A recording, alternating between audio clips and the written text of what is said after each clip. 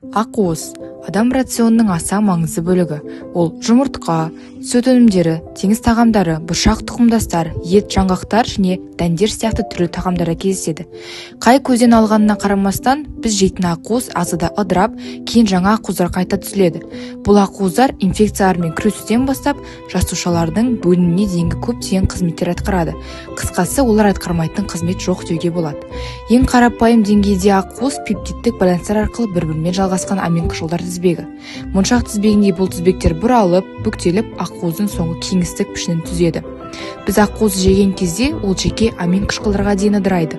Амин қышқылдардың көпшілігінде орталық көміртек атомы болады. Ол бір амин топпен және бір карбоксил топпен байланысқан. Сондықтан олар амин қышқыл деп аталады.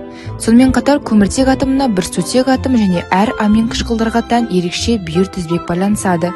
Бұған ерекшелік пролин. Оның шағын сақина тәрізді құрылымы бар.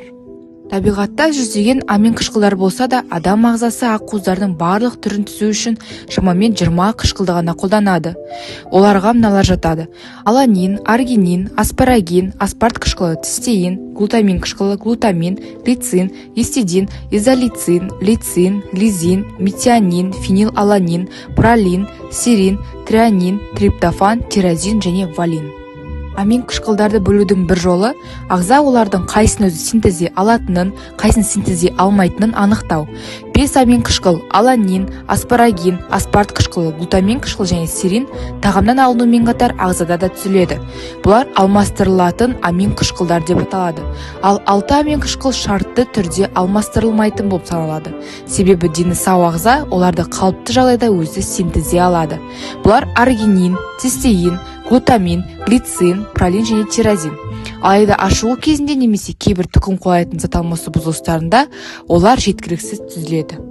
Соңында ағза өзі синтездей алмайтын және тек тағам арқылы алынатын 9 алмастырылмайтын амин қышқылы бар.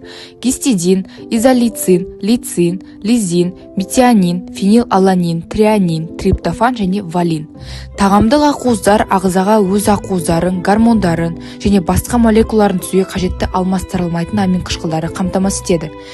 Бұл бір түрдегі өмір айналымы. Бірақ ол үшін алдымен тағамдық ақуызды протеолиз деп аталатын үдеріс арқылы ыдырату қажет.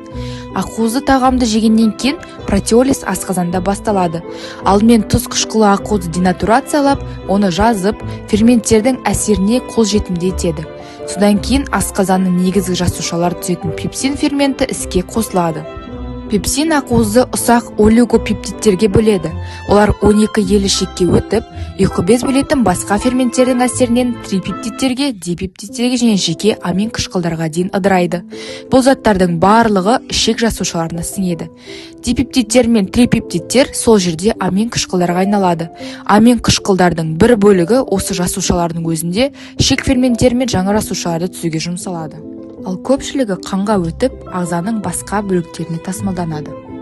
Жалпы алғанда, жануар текті ақуыз көздері, жұмыртқа, сүт өнімдері, теңіз тағамдары мен ет 9 алмастырылмайтын амин қышқылдың барлығын жеткілікті мөлшерде қамтиды. Соя өнімдері өсімдік текті бола тұра, осы 9 амин қышқылдың барлығын жеткілікті мөлшерде беретін ерекше тағам. Ал басқа өсімдік текті тағамдар, дәнді дақылдар, бұршақтар, жаңғақтар мен тұқымдар кейбір амин қышқылдарға бай, ал басқаларына кедей болуы мүмкін.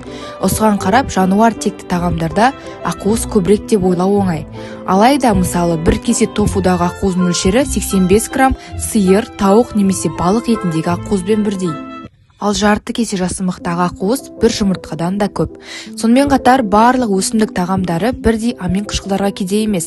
Сондықтан әртүрлі өсімдік текті тағамдарда бірге тұтыну арқылы 9 алмастырылмайтын амин қышқылдың барлығын алуға болады. Мысалы, күріш пен бұршақ, хумус пен питананы немесе бадам майы қосылған сұлы ботқасы.